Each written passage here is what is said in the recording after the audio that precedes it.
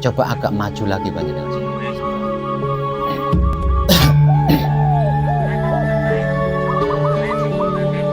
Atau emasnya geser sini. Geser sini. Biar ibunya di sebelah sini. Maju sini.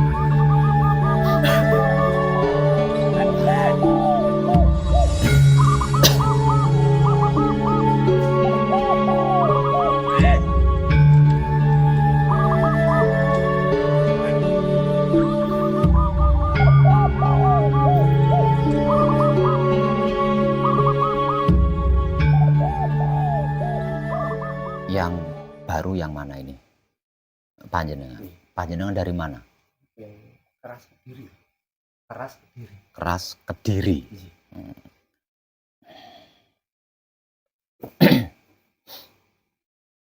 Sudah berapa hari di sini? Sudah 3 harian.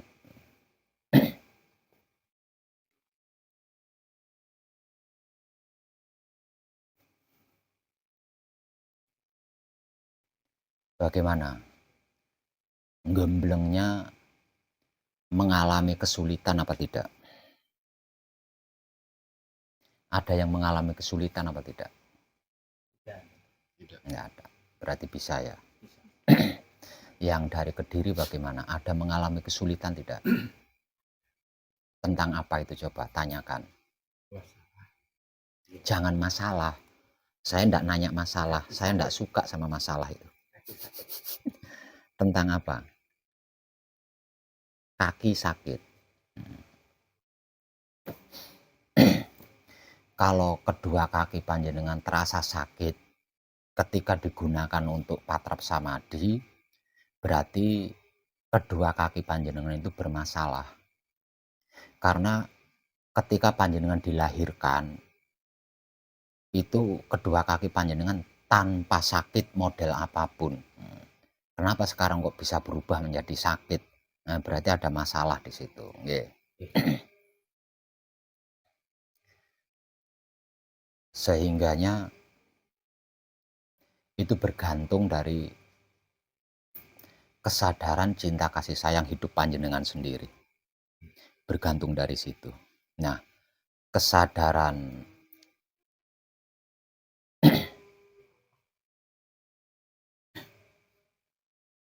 kesadaran cinta kasih sayang hidup panjenengan menyikapi kedua kaki panjenengan yang terasa sakit itu bagaimana? Nah, itu tinggal bergantung di situ. Terus yang lain, diam ketika bersamadhi setelah melakukan patrap itu bisa nggak? Bisa.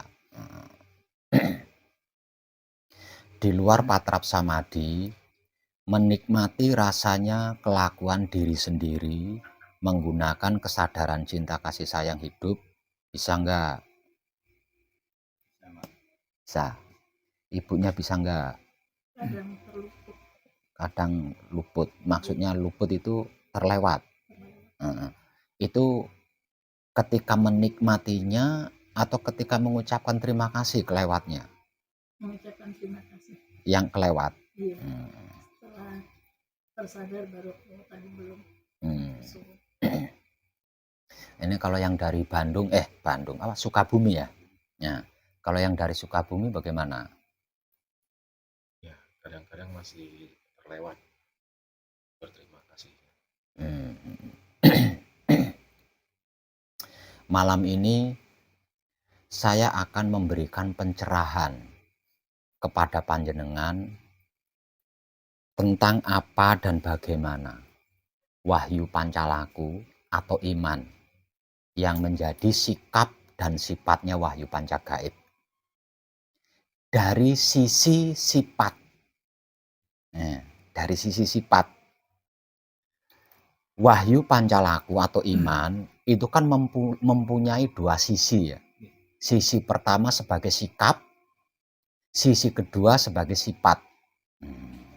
Kalau wahyu pancalaku atau iman sebagai sikap,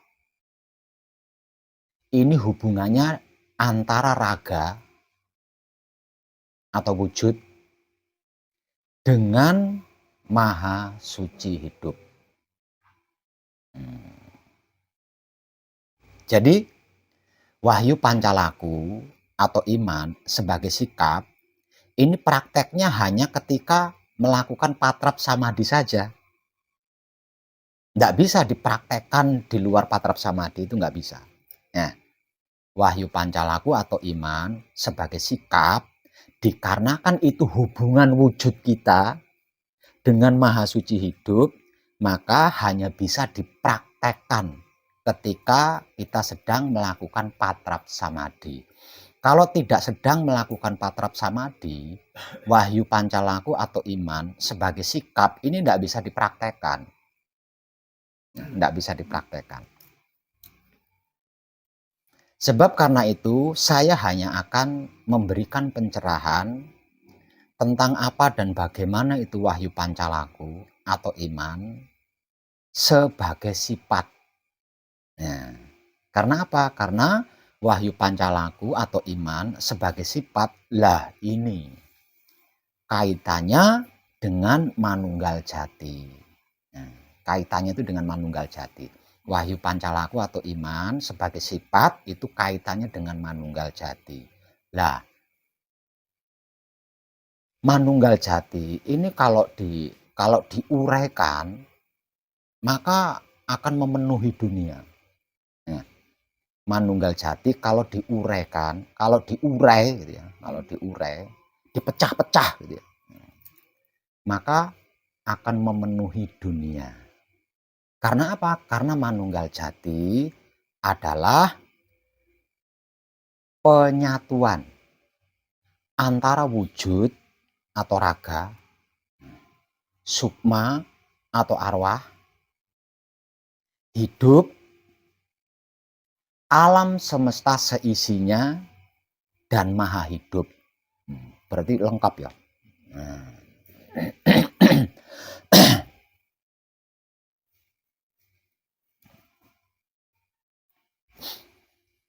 Jadi alam semesta seisinya, termasuk kedirian kita sendiri, itu terlibat di dalam Wahyu Pancalaku atau iman sebagai sifat. Wahyu Pancalaku atau iman sebagai sifat itu terdiri dari apa saja? Wahyu Pancalaku atau iman sebagai sifat terdiri dari pertama, pasrah kepada Gusti, menerima keputusan Gusti, mempersilahkan kuasa Gusti, merasakan kenyataan Gusti, dan menebar cinta kasih sayang Gusti. Itu adalah Wahyu Pancalaku atau iman sebagai sifat. Kaitannya alam semesta seisinya. Jadi raga kita atau wujud kita terlibat di situ, jiwa kita terlibat di situ, atau sukma kita terlibat di situ. Hidup kita terlibat di situ. Maha Suci hidup terlibat di situ. Alam semesta seisinya terlibat juga di situ. Nah ini kalau dibahas sepintas kacau. Letak kacaunya di mana?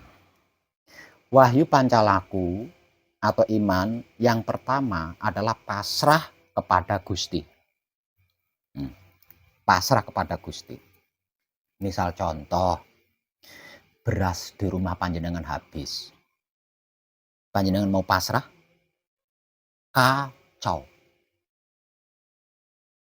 Hah? Iya enggak? Pagar rumah panjenengan dibobol maling, mau pasrah? Kacau. Itu kalau dibahas sepintas loh ya. Nah, kalau dibahas sepintas. Makanya dibutuhkan atau diperlukan pencerahan secara mendalam. Pencerahan real. Realita. Tidak bisa dengan pencerahan singkat-singkat, tidak bisa. Karena pasti kacau. Yang bikin kacau itu pemikiran kita. Masa iya? Nggak punya beras, berasnya habis suruh pasrah aja. Yang berarti kan nggak kerja, nggak usaha kan, mau pasrah, nah, kacau. Itu kalau diterima oleh otak sepintas kan bikin kacau. Ya, dan malam ini saya akan memberikan pencerahan tentang apa dan bagaimana wahyu pancalaku atau iman sebagai sifat. Wahyu pancalaku atau iman sebagai sifat yang pertama adalah pasrah kepada Gusti. Kenapa kita harus pasrah kepada Gusti? Pertanyaannya kan seperti itu ya. Kenapa kita harus pasrah kepada Gusti? Apakah karena Gusti itu maha kuasa? Bukan. Kepasrahan kita kepada Gusti itu bukan karena Gusti itu maha kuasa. Nah.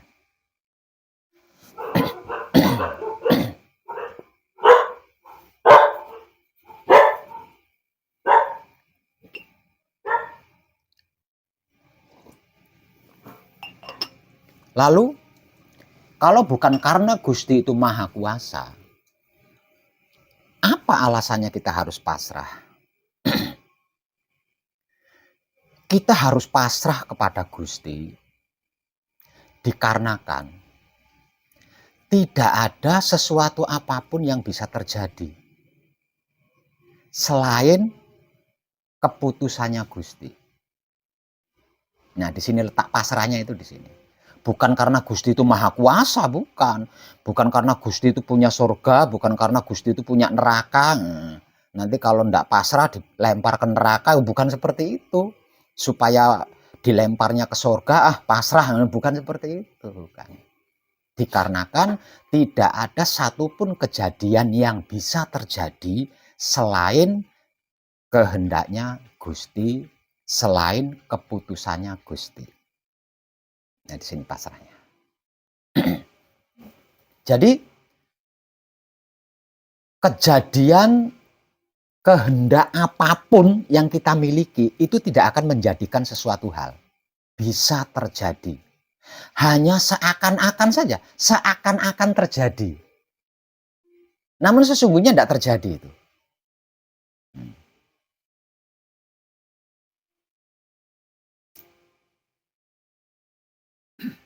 Karena apa? Karena yang akan terjadi itu kehendak Gusti. Kehendak makhluk nggak bisa terjadi, kehendak makhluk itu nggak bisa. Yang bisa terjadi secara nyata itu hanya kehendak Gusti, bukan kehendak makhluk. Karena sebab itu kita harus pasrah kepada Gusti. Bukan karena yang lain loh ya. Nah, sekarang jenengan sudah paham belum? Kenapa kita harus pasrah? Sudah paham belum? Kenapa kita harus pasrah? Bukan. Karena kehendak kita ndak ada yang bisa terjadi, itu ndak ada. Karena hanya kehendak Gusti yang bisa terjadi dan akan terjadi. Karena itu kita harus pasrah kepada Gusti.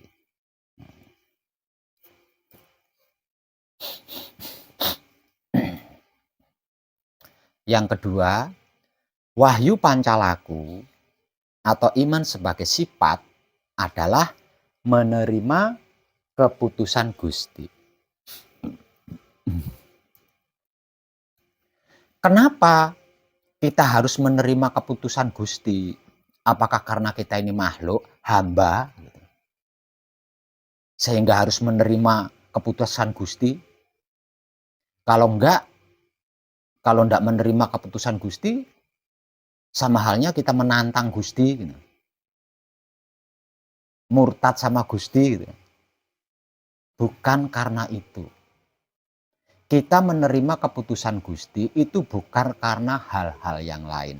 Kita menerima keputusan Gusti karena apapun yang kita alami, disadari atau tidak disadari, itu adalah keputusan Gusti. Kalau dalam bahasa awamnya takdir. Takdir kalau dalam bahasa awamnya. Keputusan Gusti itu adalah takdir kalau bahasa awamnya. Namun sesungguhnya takdir itu tidak ada. Yang ada hanya keputusan Gusti, bukan takdir. Kalau takdir bisa diubah. Kalau takdir bisa diubah. Kalau keputusan Gusti tidak bisa. Jadi sesungguhnya apapun yang kita alami, termasuk punya hutang itu juga. itu adalah keputusan Gusti. Bisanya kita mengalami karena itu adalah keputusan Gusti bahwa hari ini, minggu ini, bulan ini kamu harus punya utang. Ah, itu dia. Nah, paham nggih? Nah. Sekarang yang ketiga, wahyu pancalaku atau iman sebagai sifat yang ketiga adalah mempersilahkan kuasa Gusti. Kenapa kita harus mempersilahkan kuasa Gusti? Kenapa kita harus mempersilahkan kuasa Gusti? Dikarenakan yang disebut manusia hidup itu sesungguhnya tidak punya daya apapun, tidak punya upaya apapun. Nah, jadi manusia hidup bisa itu, bisa ini, bisa itu, bisa ini karena kekuasaan Gusti. Karena itu. Jadi bukan karena yang lain. Dan itu melibatkan alam semesta seisinya. Di dalam kedirian kita. 3 tahap wahyu pancalaku atau iman sebagai sifat ini panjenengan benar-benar klik ya, benar-benar klik. Wah, udah keren tuh. Keren sekali itu. Itu elok banget. Cantik sekali itu. Karena rahasianya ada di 3 itu. Kalau 3 ini panjenengan benar-benar klik, maka sebagai anugerahnya panjenengan akan bisa merasakan kenyataan Gusti. Nah, kalau panjenengan bisa merasakan kenyataan Gusti, berarti Gusti itu nggak gaib ya. Nah, kalau panjenengan bisa merasakan kenyataan Gusti, lah terus apa? Maka dia adalah maha segalanya. Jenengan mau apa?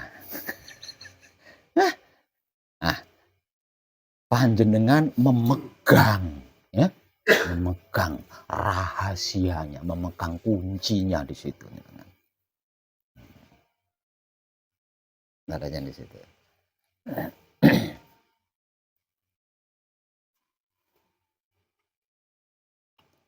Itu simpel ya. Saya menggunakan bahasa paling sederhana dan paling simpel itu ya, paling simpel. Karena selain itu jelimet ya. Pencerahannya itu jelimet.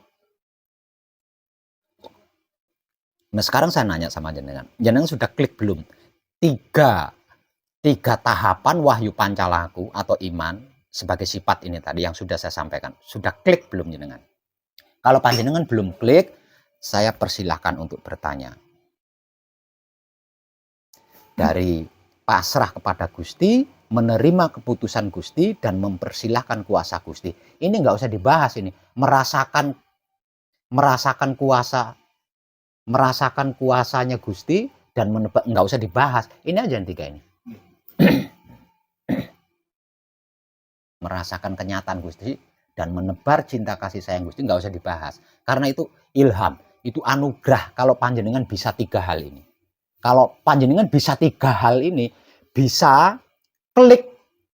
Jenengan paham maksudnya klik enggak? Jenengan bisa right, kalau bahasa inteleknya right, ya, right. Panjenengan bisa right, bisa klik tentang pasrah kepada Gusti, menerima keputusan Gusti, mempersilahkan kuasa Gusti, maka panjenengan akan bisa merasakan kenyataan Gusti. Kalau panjenengan bisa merasakan kenyataan Gusti, berarti Gusti untuk panjenengan itu tidak gaib. Gusti itu menjadi milik panjenengan. Tidak berhenti di situ. Selain Gusti itu menjadi hak milik panjenengan resmi, ya, resmi, panjenengan juga bisa menebar cinta kasih sayang Gusti. Karena panjenengan punya modal. Tahu. Menebar cinta kasih sayang. Cinta kasih sayang itu filosofi, itu sains. Kalau cinta kasih sayang ini dibahas, berarti jenengan punya mobil banyak, punya harta, kekayaan banyak, itu maksudnya. Jadi bukan cinta kasih sayang itu yang ditebar. cinta ditebar sama istrinya tetangga, bukan itu maksudnya. Paham jenengan? Miliarder. Karena panjenengan miliarder, panjenengan bisa menolong, bisa membantu orang lain. Nah. Paham ya? Paham ya? Nah, itu dia. Itu bahasa filosofi ya, bahasa sains. Menebar cinta kasih sayang Gusti. Menebar itu memberi, ya. Memberi, menebar itu memberi. Cinta kasih sayang yang dimaksud itu ya harta benda semuanya lah yang dibutuhkan oleh manusia hidup di dunia ini. Tapi jenengan harus klik dulu 3 hal ini ya. Pasrah kepada Gusti, menerima keputusan Gusti, mempersilahkan kuasa Gusti. Yang sudah saya sampaikan tadi, jenengan udah klik belum aja? Coba. Adanya di situ itu. Coba. Sebagai bukti kalau panjenengan sudah klik, saya mau nanya. Kenapa panjenengan harus pasrah kepada Gusti? Ayo. Karena hanya Gusti yang bisa menghendaki semuanya. Nah, yang dari Bandung bagaimana? Yang dari Kediri juga, ayo cepat. Karena itu keputusannya. Hah? Karena itu keputusan Gusti. Enggak. Kenapa kita harus pasrah kepada Gusti? Wahyu Pancalaku atau iman sebagai sifat yang pertama adalah pasrah kepada Gusti. Kenapa kita harus pasrah kepada Gusti? Karena kejadian yang bisa terjadi itu hanya kehendak Gusti. Kehendak kita tidak akan bisa terjadi. Apapun kehendak kita. Apapun kehendak kita. Kalau kehendak kita bisa terjadi, mestinya nggak ada orang rumah tangga nggak punya anak, itu nggak ada ya. Mandul itu nggak ada ya. Ya nggak. Itu contoh aja. Nyatanya banyak kan. Suami istri tidak punya anak. Arti padahal itu kehendaknya kan pengen, ya kan? Ya, itu. Itu salah satu bukti contoh itu ya. Jadi yang kejadian yang bisa terjadi itu hanya kehendak Gusti. Karena sebab itu kita harus pasrah kepada Gusti. Karena apa? Karena kehendak apapun tidak akan terjadi. Kehendak apapun yang kita miliki tidak akan bisa terjadi. Hanya seakan-akan saja. Ujung-ujungnya ya bikin gelo, bikin penasaran. Nah karena nggak terjadi kan, nggak benar-benar terjadi. Hanya seakan-akan saja. Karena itulah kita harus pasrah kepada Gusti. Nah yang kedua, Wahyu Pancalaku atau iman sebagai sifat yang kedua adalah menerima keputusan Gusti. Kenapa kita harus menerima keputusan Gusti? Ayo. Karena sudah terjadi. Hmm? Karena sudah terjadi. Ayo yang lain. Menerima keputusan Gusti. Kenapa kita harus menerima keputusan Gusti? Karena semua kehendaknya. Karena semua kehendaknya. Itu kaitannya dengan pasrah itu tadi. Yang dari Bandung bagaimana? Jenengan harus klik ini, jenengan harus klik supaya panjenengan dapat wahyu, bisa merasakan kenyataan Tuhan dan bisa menebar cinta kasih sayang Gusti. Harus klik di sini. Yang dari Bandung bagaimana? Kenapa kita harus menerima keputusan Gusti?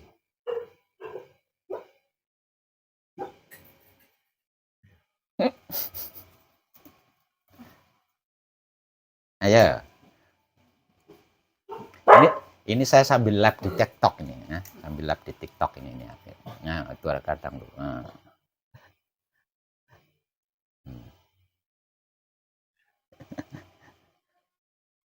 Karena kita nggak punya kuasa, Pak. Daya upaya.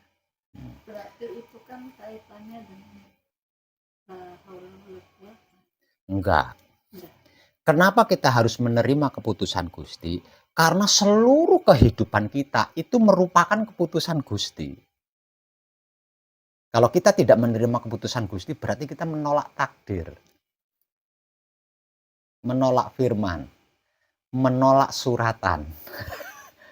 Nah, seluruh kehidupan kita loh ya, yang disadari atau disadari.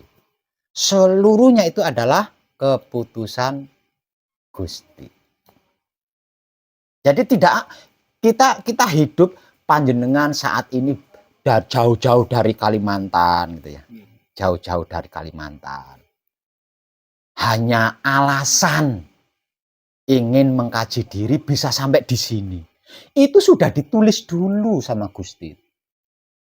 Nanti jam sekian, hari ini, tanggal ini, bulan ini, tahun ini kamu akan datang ke sini untuk mengkaji. Ini sudah ditulis dulu di kitab Lauhul Mahfuz.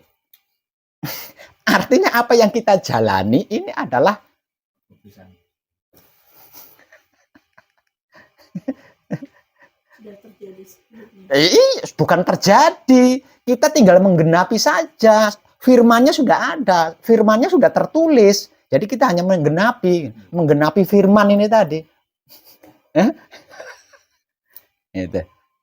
Makanya harus nerima, Pak. Harus nerima. Kalau enggak, sakit jenengan, kecewa. Kalau berontak jenengan.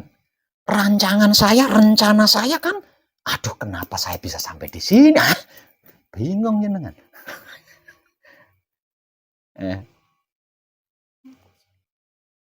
Paham ya? Kenapa kita harus menerima keputusan Gusti? Karena seluruh kehidupan kita tanpa terkecuali itu keputusan Gusti. Sudah disimpulkan sama Gusti sebelum panjenengan berbuat, sebelum panjenengan melakukan. Seluruh kehidupan. Termasuk ketika panjenengan kafir, itu juga sudah ada tulisannya. Nanti kamu hari ini, tanggal ini, jam ini, minggu ini sedang menghadap ke sini, kamu membantah saya, kamu tidak percaya sama saya, itu sudah ditulis.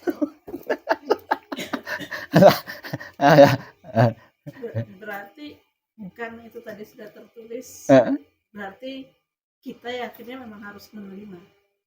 Yang nggak nerima gimana? Wong kita diturunkan ke bumi ini kan untuk menggenapi firman. Firmannya berarti kan sudah ditulis dari awal kan?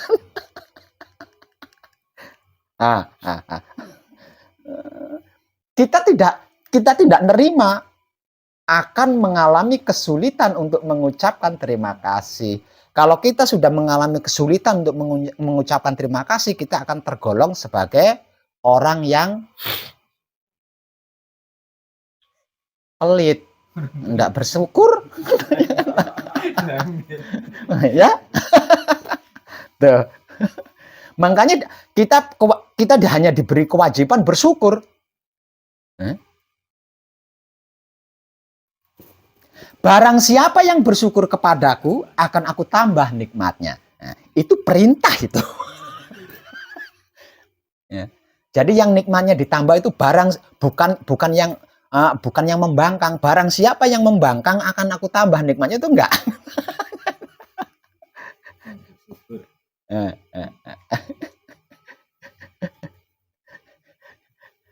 Paham ya? Paham dua. Nah, sekarang tinggal satu lagi.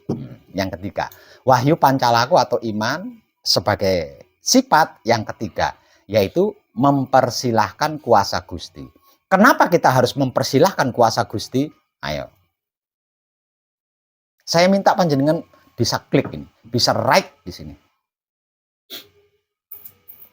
Karena ini rahasianya ini. Dan ini mengait tentang alam semesta seisinya dengan kedirian kita.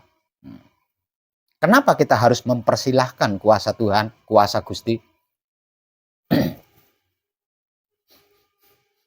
Karena itu sudah menjadi satu kehendak. Yang lain? Kalau tidak mempersilahkan kuasanya, dihancurkan mungkin. Menentang. Padahal tadi 2 kali loh saya sudah menguraikannya. Kenapa kita harus mempersilahkan kuasa Tuhan, kuasa Gusti? Karena kita tidak kuasa, kita tidak punya daya upaya. Kita itu makhluk paling lemah. Bahkan kita lebih lemah dari semut loh. Bahkan kita lebih lemah dari semut. Karena kita itu lemah. Tidak memiliki daya dan upaya apapun jika tanpa Gusti.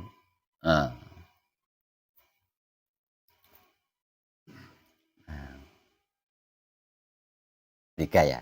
Jenengan benar-benar klik 3 ini akan mendapat wahyu, bisa merasakan kenyataan Gusti. Gusti itu ndak gaib bagi panjenengan.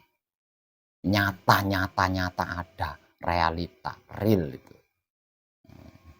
Nah, karena panjenengan bisa merasakan kenyataan Gusti, ya berarti Gusti itu hak panjenengan, punyaan panjenengan. Nah, kalau panjenengan punya Gusti, apa kira-kira yang bisa mengalahkan Gusti? Enggak ada, Mas.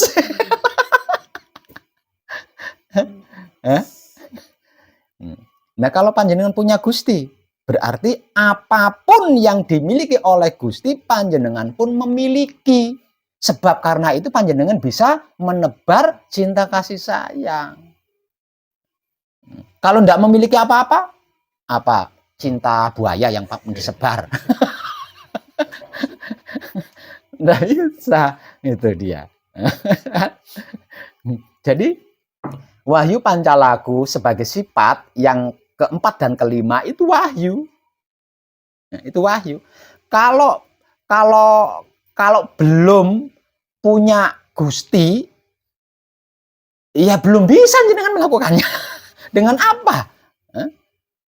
Dengan apa? Beras yang kita miliki saat ini kita bagikan tetap ngedumbel. Kanggo keluarga dhewe ae sik ngitung pirang dino. Kalau berlebihan, nggak usah dipaksa ikhlas, pasti ikhlas dengan kalau berasnya berlebihan, ya enggak? Nah, kalau berasnya terbatas, jenengan bagi-bagi ini. Habis. Nah, kayak itu tuh. Ya.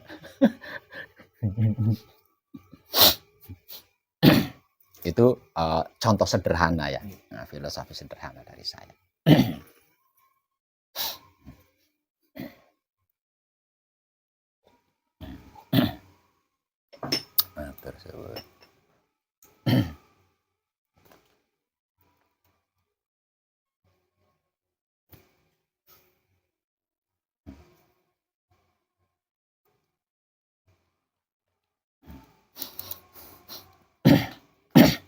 Nah, sekarang pertanyaannya, tapi bener nih, kalau belum nanti bisa saya ulang lagi loh, karena saya ingin jenengan bener-bener right di sini, bener-bener klik di sini. Nah, apa sih ini?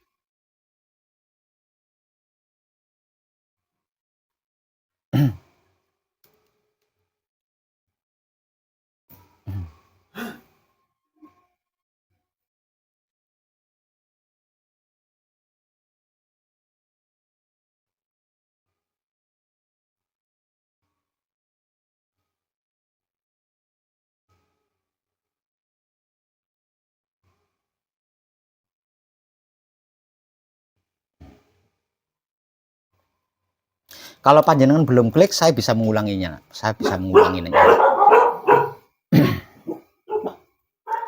Kadang pasrahnya itu kalau sudah kepepet. Ini terlepas dari alasan itu. Panjenengan mau kepepet atau enggak kepepet,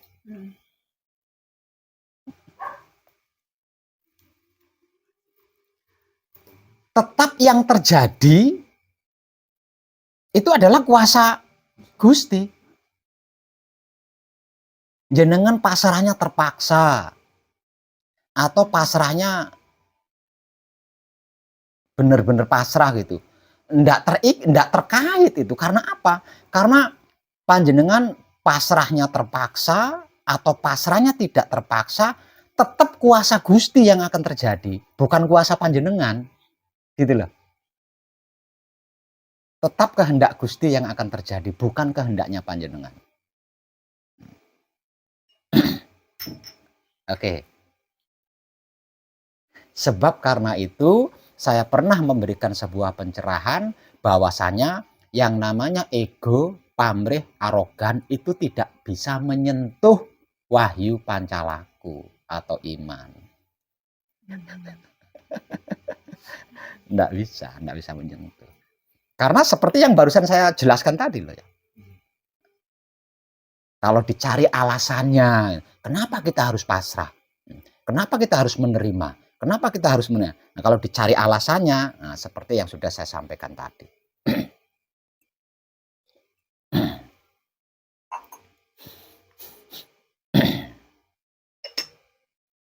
Nah, udah klik belum?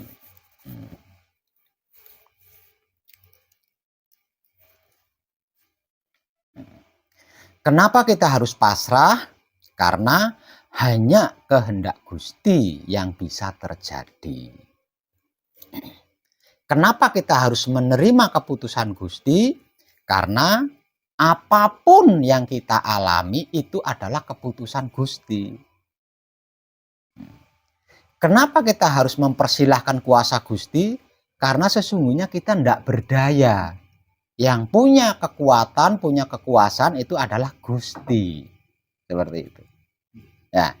Nah, kalau sudah seperti itu, di celah mana ini ego, pamrih, arogan masuk? Nggak ada celah untuk ego, pamrih, arogan masuk itu nggak punya celah di situ. Rapat. Nggak bisa. Lawang pasrahnya tanpa ego. Menerima keputusan Gusti tanpa pamrih. Mempersilahkan kuasa Gusti tanpa arogan. Tidak bisa masuk, sama sekali tidak bisa masuk. Ego, pamrih, arogan itu tidak bisa masuk di dalam Wahyu Pancalaku atau iman. Sebab karena itu setiap kali Tuhan, setiap kali Maha Suci berfirman, pasti bisa atau dapat dipastikan firman sebagai pengawalnya adalah hai orang-orang yang beriman. Ya enggak? Yes. Ya? Berarti harus iman. Hai orang-orang yang beriman. Nah, ini kalau dibahasakan spiritual kan hai orang-orang yang berwahyu pancalaku kan gitu lah. Tuh, gitu. Kok bukan hai orang-orang yang beragama, kok enggak gitu? Nah, pengawal firmannya kok enggak gitu? Hai orang-orang yang berilmu, kok enggak gitu? Nah, hai orang-orang yang rajin beribadah, kok enggak gitu? Kenapa? Firman pengawalnya adalah hai orang-orang yang beriman. Harusnya kita merenung dengan itu. Bertanya pada diri sendiri, berimankah aku? Nah, gitu harusnya. Kalau beriman berarti firman Tuhan berlaku dong buat gue. Nah, kalau aduh imanku masih, berarti belum berlaku itu. Jadi seluruh firman-firman itu hanya berlaku untuk orang-orang yang beriman. Artinya selain orang beriman, Tuhan itu nggak ada sesungguhnya. Tuhan itu hanya ada untuk orang-orang beriman. Buktinya seluruh firman diperuntukkan hanya untuk orang beriman. Berarti untuk orang-orang yang beriman kan Tuhan nggak ada. Ya, ya. Nah, seperti itu. Kuncinya 3 nih Pak. Kalau mau beriman. Rahasianya di situ rahasianya.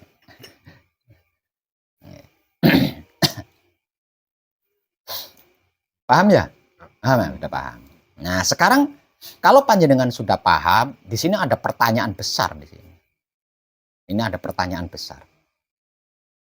Pertanyaan besarnya apa? Apa itu Gusti? Hah? Panjenengan dari tadi merekamnya Tuhan kan? Iya. Panjenengan dari tadi merekam Allah kan? Iya. Nah, ini pertanyaan besarnya di sini. Jadi setelah panjenengan mendapatkan pencerahan, mengapa kita harus pasrah kepada Gusti? Mengapa kita harus menerima keputusan Gusti? Mengapa kita harus mempersilahkan kuasa Gusti? Karena Gusti itu bla bla bla seperti yang sudah saya jelaskan tadi. Sekarang panjenengan sudah mengaku paham, mengaku ngerti, mengaku tahu. Panjenengan sudah mengaku mengerti dan memahami apa dan bagaimana itu Wahyu Pancalaku atau iman.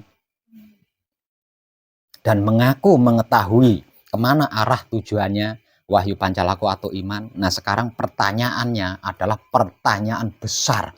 Ini bukan pertanyaan sepele. Karena untuk ukuran orang awam ini pasti pingsan. Untuk ukuran orang awam ini pingsan ini. Jawabannya itu pingsan ya. Lalu apa itu Gusti, Pak Web? Siapa itu Gusti? Bagaimana itu Gusti? Nah, panjenengan tidak bertanya. Saya tahu panjenengan tidak bertanya. Kenapa panjenengan tidak bertanya? Karena panjenengan sudah memaknai bahwa Gusti itu adalah Allah, Tuhan yang tadi. Doktrinnya di situ. Dia. Dia ini dia. Ayo siap-siap, jangan pingsan ya. Jangan pingsan.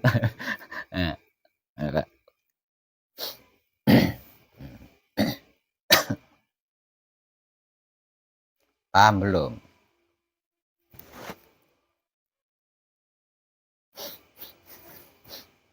Ayo paham belum? Jawabannya paham belum? Ini banyak sekali video-video yang menjelaskan tentang ini. Banyak sekali. Takut, jenengan mau jawab takut. Apa itu Gusti? Jenengan takut jawabnya. Ayo. Guru suci. Zat maha suci hidup. Coba. Kalau Hidup kita ini, Pak. diri kita sendiri. Diri kita sendiri. Bukan, tidak. Bagaimana panjenengan? Hidup kita. Hidup kita. Bukan. Iya, kapok era. Bagusnya hati. Gusti. Wah, apalagi? Emangnya bagusnya hati punya kuasa? Cerita. Yang saya dengar begitu. Ayo, Pak. Jenengan terlalu cepat sih memaknai Gusti yang saya ucapkan tadi. Gusti yang dimaksud Pak Web pasti Allah ini. Terlalu cepat sih makanya. Kalau ini Pak Web guru sejati. Masuk kalau guru sejati. Tapi tidak bisa monoton.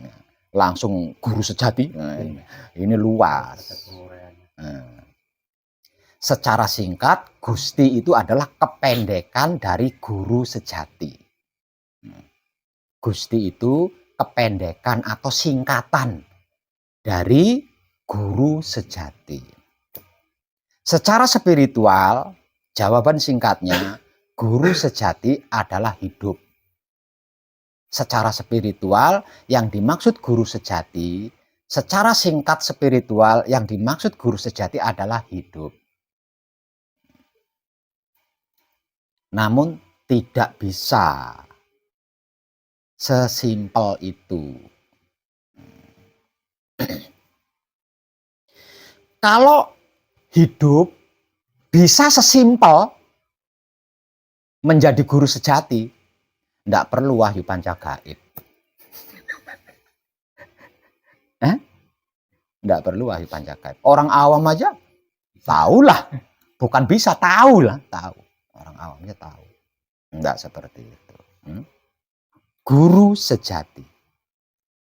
Manakala hidup ini memiliki pangkat.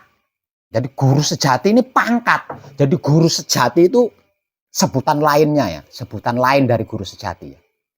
Imam Mahdi, Ratu Adil, Satrio Paningit, atau guru sejati.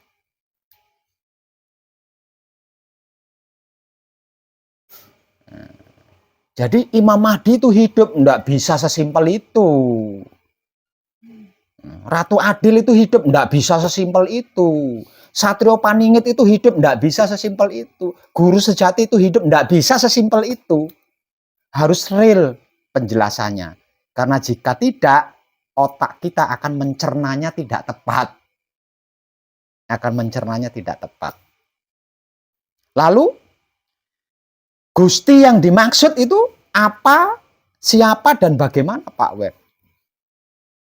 Gusti yang dimaksud tak lain dan tak bukan adalah kemanunggalan diri kita dengan alam semesta seisinya plus Tuhan di dalamnya.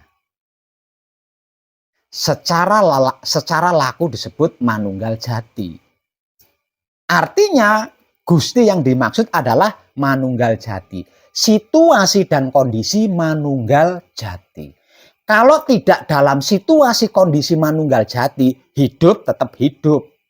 Dia hanya sebatas ruh suci atau ruhnya maha hidup. Tidak lebih dari sekedar itu.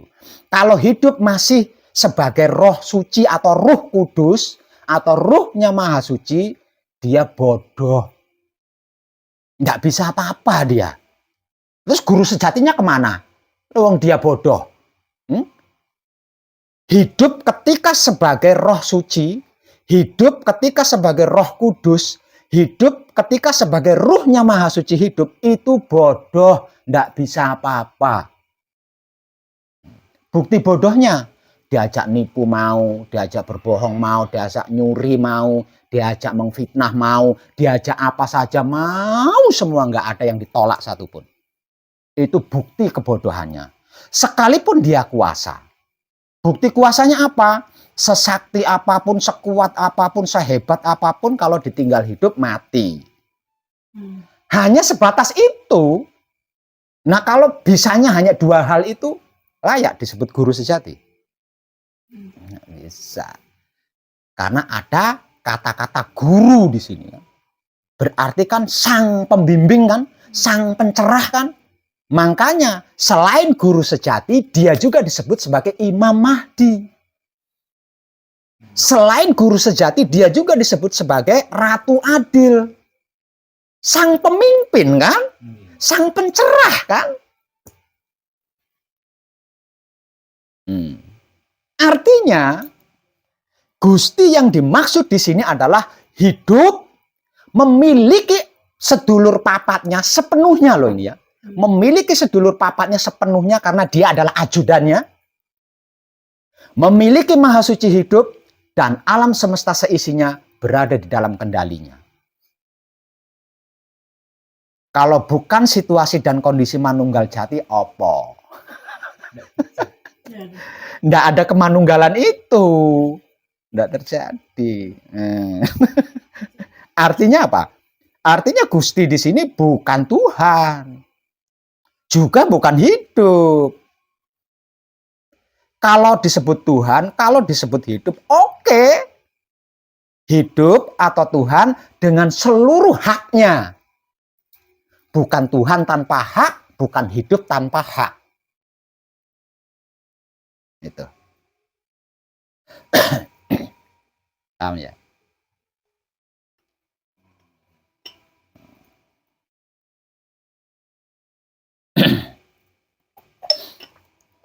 Setelah pertanyaan besar ini ada pengecualian besar juga di sini. Nah, ada pengecualian besar di sini. Apa itu pengecualiannya, Pak Web?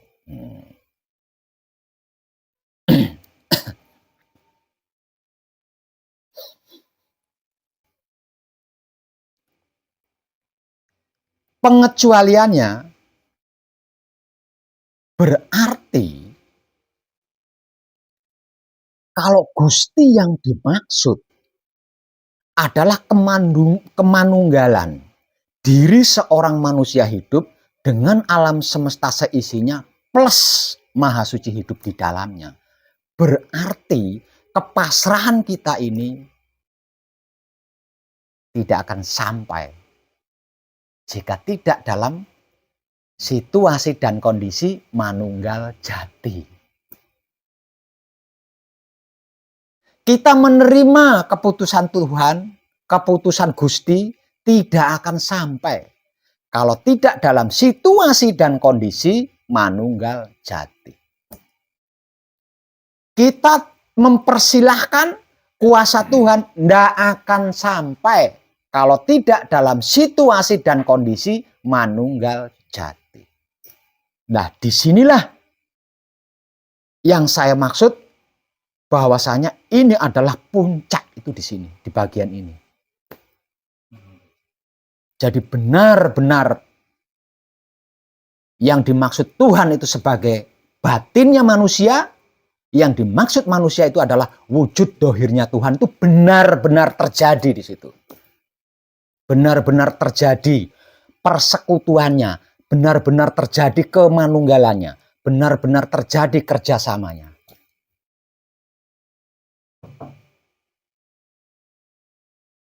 Nah, di bagian ini sesungguhnya yang dimaksud Tuhan butuh manusia.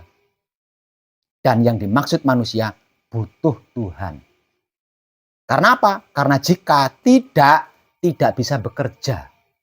Manusia ya tidak bisa bekerja, Tuhan ya tidak bisa bekerja. Di sini dibutuhkan persekutuan, di sini dibutuhkan perkawinan, di sini dibutuhkan pernikahan, di sini dibutuhkan kemanunggalan agar supaya bisa bekerja sama.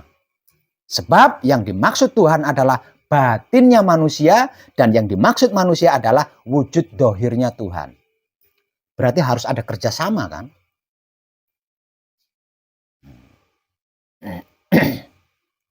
Harus ada kerjasama di situ. Sehingga tidak akan mengalami dilema. Sehingga tidak mengalami dilema tentang ibadah. Siapa yang diibadahi, siapa yang ibadah. Ini dilema loh, dilema spiritual. Kalau antara yang dimaksud Tuhan dengan manusia, seperti firman-firman yang pernah diterima oleh para pendahulu kita hingga sampai pada masa kita sekarang ini, lalu siapa yang ibadah? Siapa yang diibadahi? Lawang Tuhan batinnya manusia. Manusia wujud dohirnya Tuhan. Terus siapa yang ibadah? Yang diibadahi siapa terus?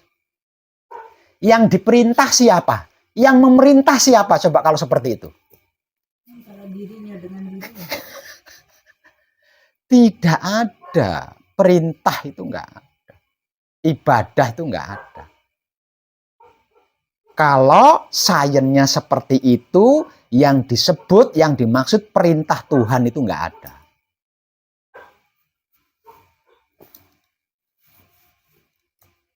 Kalau sainsnya seperti itu, yang dimaksud ibadah itu tidak ada. Yang ada adalah persekutuan, kerjasama dari sebuah persekutuan. Kerjasama dari sebuah kemanunggalan. Kerjasama dari sebuah perkawinan atau pernikahan. Itu.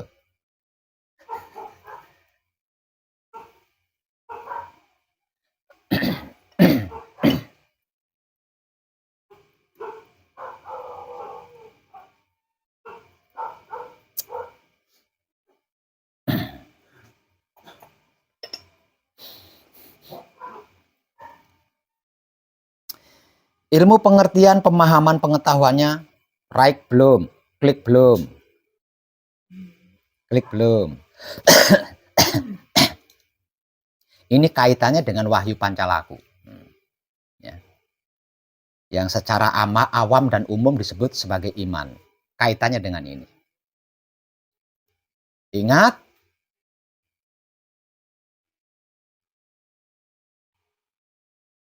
Anda memiliki Wahyu Pancalaku atau iman sebesar biji bisa memerintah gunung. Ingat itu.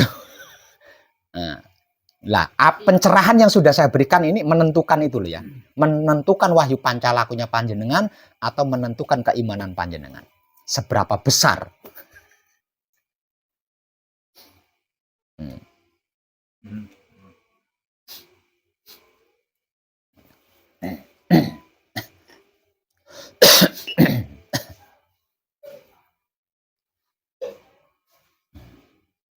Paham Sukabumi? Kediri Sukabumi. Kediri paham?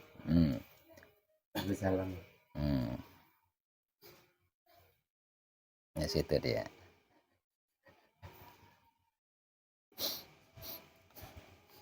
Hanya dengan pasrah kepada Gusti, alasan yang sudah saya berikan pencerahannya.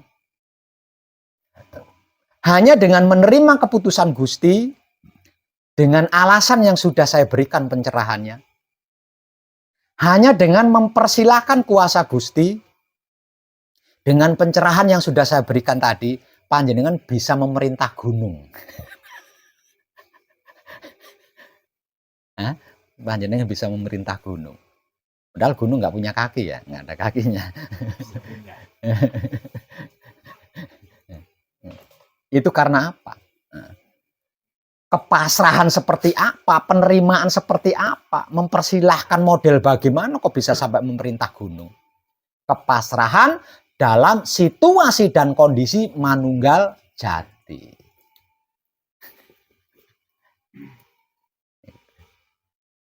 Maka saya katakan ini puncak tertinggi.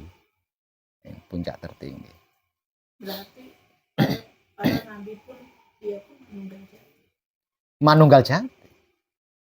Kalau tidak, kepasrahan mereka tidak akan terijabah, tidak akan diterima. Karena ada dualisme kan, Tuhannya di langit, nabinya di bumi, gimana pasrahnya?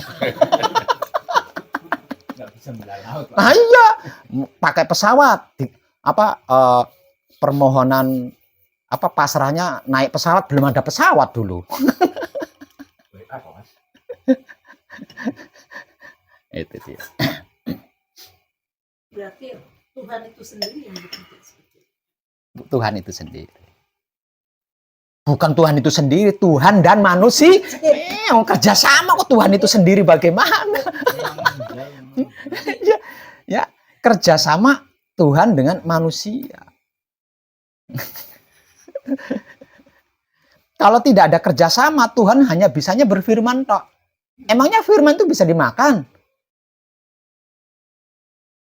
Yang bisa menggenapi firman, yang bisa merealitakan firman kan manusia. Tanpa firman, manusia bisa melakukan apa? Siapa yang memberi petunjuk? Nggak bisa ngarang-ngarang malah ya. Misalnya ngarang-ngarang nggak pasti. Manusia bisa melakukan karena Tuhan berfirman. Jadi apa yang dilakukan oleh manusia itu sesungguhnya firman Tuhan, gitu. Firman Tuhan. Nah, Tuhan hanya bisa berfirman. Nggak bisa apa-apa dia, bodoh dia. Dia cuma berfirman tok, dan firman nggak bisa dimakan. Nah, yang bisa menggenapi firman, yang bisa merealitakan firman adalah manusia. Lah dari sini kita bisa mengambil kesimpulan bahwasanya antara keduanya ini kan dibutuhkan kerjasama, iya kan?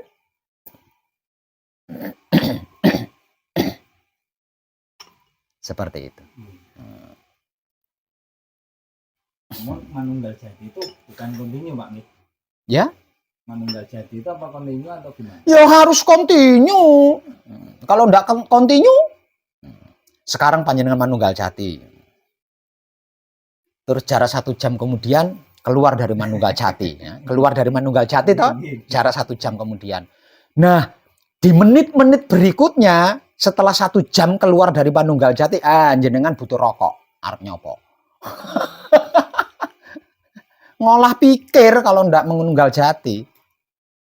Pasti ngolah pikir. Dan ketika panjenengan mengolah pikir, ego keluar. Saudaranya ego ada pamrih. Nah, saudaranya ego pamrih. Pak D-nya pamrih. Arogan. Nah, wes kacau dah.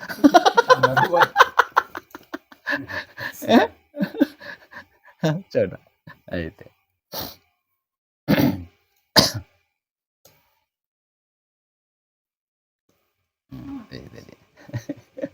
Itu rahasianya di situ ya, rahasianya di situ. Jadi nggak usah kejar tayang atau kejar target Wahyu Pancalaku sebagai sikap harus saya praktekkan semua sebagai tiga itu aja jangan udah ahli. Ini yang lainnya nanti ngikut ya.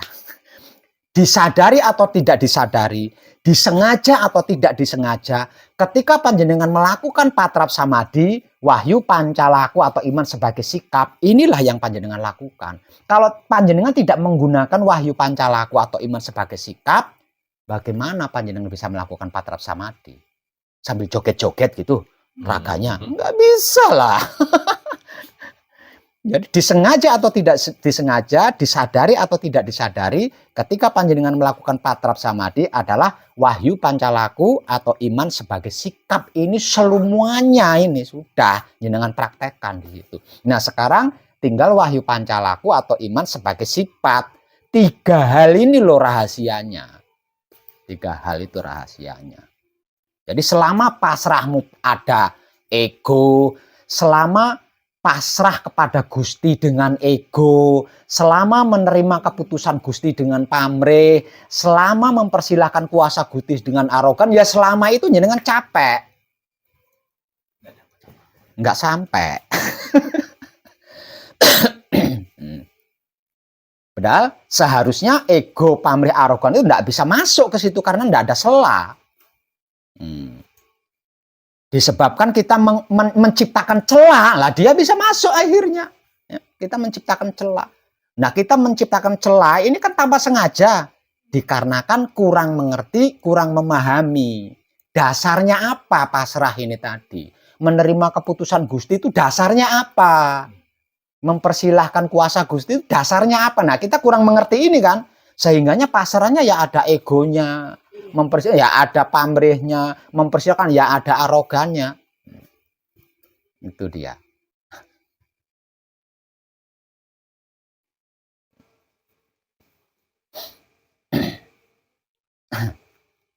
Nggih. Matur suwun. Terus lagi apa namanya? Ini kan tinggi ya, ini tinggi. Jadi saya tidak bisa panjang lebar ya. Karena kalau saya panjang lebar, nanti saya tertarik untuk memberikan pencerahan dengan metode-metode lain. Dan itu bikin pusing. Jadi kadangan kita malam ini saya cukupkan sampai di sini. Terima kasih dan tercerahkan kita semuanya. Dan khusus untuk ibunya, ketika melakukan patrap samadhi, panjenengan harus mempersiapkan diri. Karena patrap samadhi itu bukan ibadah. Ya. Patrap samadhi itu bukan berdoa.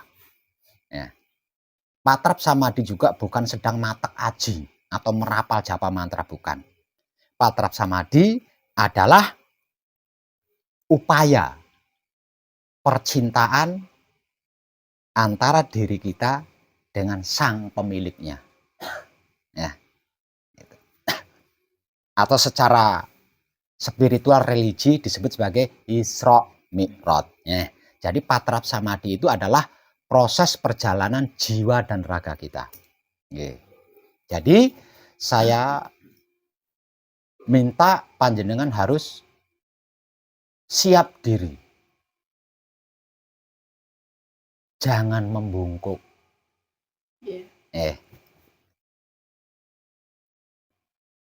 Kenapa tidak boleh membungkuk? Karena kita sedang tidak berdoa. Kita sedang tidak merayu Tuhan. Kita sedang mempersiapkan wadah agar bisa manunggal jati. Jadi jangan membungkuk seperti orang berdoa. Jangan harus tetap tegak. Ya kalau kesadarannya mampu menyadari bahwa tubuh panjenengan sedang membungkuk, cepat benarkan lagi. Cepat kembalikan lagi. Boleh. Ketika kesadaran kita menyadari kalau tubuh kita dalam keadaan tidak siap, ya kita siapkan lagi terus. Seperti itu ya. Jangan membungkuk seperti orang berdoa. Nggih. Paham, Mas? Nggih. Yang dari Sukabumi paham? Nggih. Dari Kediri paham? Paham. Oke, terima kasih. Kadangan kita malam ini cukup. Terima kasih dan tercerahkan kita semua. Okay. Untuk yang di TikTok, kadangannya sudah cukup.